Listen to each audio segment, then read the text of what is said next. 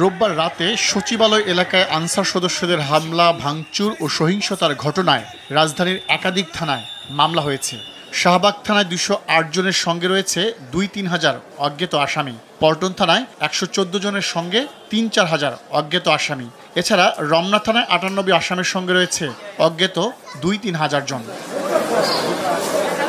তাদের মধ্যে গ্রেপ্তার হওয়া 375 জনকে আদালতে হাজির করা হয়। পরে শুনানি শেষে তাদের কারাগারে পাঠানোর নির্দেশ দেন বিচারক। আনসারদের হামলার ঘটনায় সেনাবাহিনী একটি বিজ্ঞপ্তি দিয়েছে, যাতে বলা হয়েছে হামলায় 6 সেনা সদস্য আহত হয়েছে, তাদের একজনের অবস্থা গুরুতর।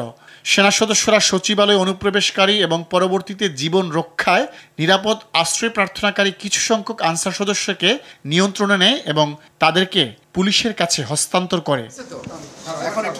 আনসারদের হামলায় আহত হয় বৈষম্য বিরোধী ছাত্র আন্দোলনের অন্যতম সমন্বয়ক হাসনাত আবদুল্লাহ সহ একাধিক শিক্ষার্থী। তাদের দেখতে ঢাকা মেডিকেল কলেজ হাসপাতালে যান আইন উপদেষ্টা অধ্যাপক ডক্টর আসিফ নজরুল, শিল্প উপদেষ্টা আদিলুর রহমান খান, জামায়াতের আমির ডাক্তার শফিকুর রহমান সহ সরকারের বিভিন্ন পর্যায়ের কর্মকর্তা ও রাজনৈতিক নেতারা। এ সময় আইন উপদেষ্টা বলেন, দাবি আদায় নয় বরং বিশৃঙ্খলা করতেই আনসারের ছদ্মবেশী সচিবালয়ে গিয়েছিল দুর্বৃত্তরা। তারা বারবার আলাপ আলোচনা করে সম্মত হয়ে ফিরে গেছে এবং বারবার আমাদেরকে ঘিরে রেখেছে। তারা লাঠি তাদের স্টকে ছিল এবং আপনারা দেখছেন তারা কি মারমুখীভাবে ছাত্রদের উপর, যেই ছাত্ররা স্বৈরাচারের পতন ঘটিয়েছে, যারা আমাদের স্বপ্ন এবং আমাদের ভবিষ্যতের প্রতিভূ হিসাবে যাদের দেখি, তাদেরকে রাস্তায় ফেলে কি নির্মমভাবে মেরেছে।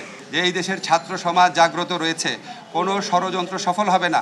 আনসারদের হামলায় গুরুতর আহত বৈষম্য বিরোধী ছাত্র আন্দোলনের সমন্বয়ক হাসনাত আবদুল্লাহ শঙ্কামুক্ত বলে জানিয়েছে হাসপাতাল কর্তৃপক্ষ। পরে তাকে উন্নত চিকিৎসার জন্য সিএমএইচে স্থানান্তর করা হয়।